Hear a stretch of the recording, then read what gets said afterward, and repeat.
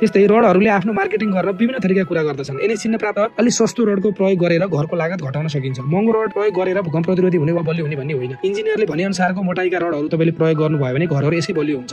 ठुल्ठुला बिल्डिङको अथवा ठुल्ठुला हाई राइजिङ बिल्डिङहरूको हकमा अर्कै छ, तर हामीले बनाउने 2-3 तलाको रेसिडेन्सियल घरमा महँगो डन्डी प्रयोग गर्नुपर्छ भन्ने छैन र यसबाट पनि हामीले 2 देखि 3 लाखसम्म बचत गर्न सकिन्छ। र अर्को कुरा छ, वाल लगाउँदा हामीले गर्ने अर्को मिस्टेक भनेको हामी 9 इन्चको वाल लगाउँछौँ। बुझ्नुपर्ने कुरा के छ भने पिलर सिस्टमको घरमा वालले कुनै पनि लोड लिँदैन। त्यो एकदमै नितान्त रूपमा एकदमै चाहिँ त्यो पार्टिसनको लागि मात्रै प्रयोग हुने हो। यसले कुनै पनि लोड लिँदैन। त्यसैले भित्री र बाहिरी दुईवटा वाल हामीले 4 इन्चको लगाउन सक्छौँ। तर महत्त्वपूर्ण कुरा के छ भने लेन्टल चाहिँ झ्यालको तलमाथि नै हामीले लेन्टल चाहिँ हाल्नै पर्ने हुन्छ। यदि 4 इन्चको हामीले वाल लगाउँछौँ भने 2टा लेन्टल चाहिँ हामीले वालमा लगाउनै पर्ने हुन्छ। र अर्को कुरा के छ भने पार्टिसन गर्दाखेरि हामीले इटा सिमेन्टकै पार्टिसन गर्नुपर्छ भन्ने पनि छैन। बजारमा एसी ब्लकहरू पेनलहरू पनि प्रशस्त रूपमा अहिले आएका छन्, जुन प्रयोग गरेर हामीले चाहिँ कस्ट घटाउन सक्छौँ। र त्यस्तै वाल लगाउँदा हाम्रो बानी के छ भने हामी जताततै पार्टिसन गरिदिइहाल्छौँ। लिभिङ किचनको बिचमा पार्टिसन गर्ने, नचाहिने ठाउँमा पार्टिसन गर्ने। पार्टिसन गऱ्यो भने घर पनि काचाकुचो देखिन्छ र अँध्यारो पनि हुन्छ। त्यही भएर सकेसम्म पार्टिसनहरूलाई चाहिँ घटाउँदै लानुपर्छ।